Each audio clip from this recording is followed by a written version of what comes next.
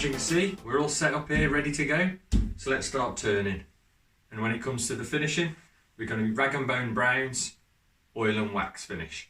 And just before we start, you've got to remember the most important thing more than anything else is you never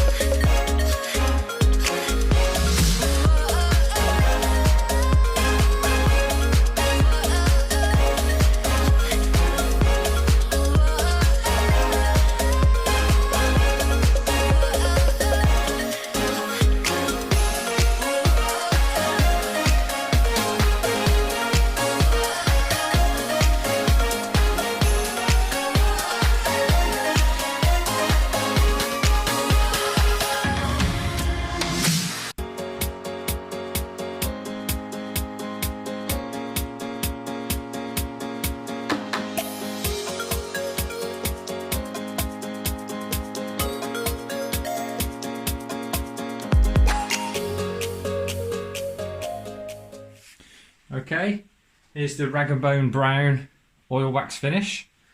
I've applied some, it's gone on really nice, no issues at all, and I actually really like the smell.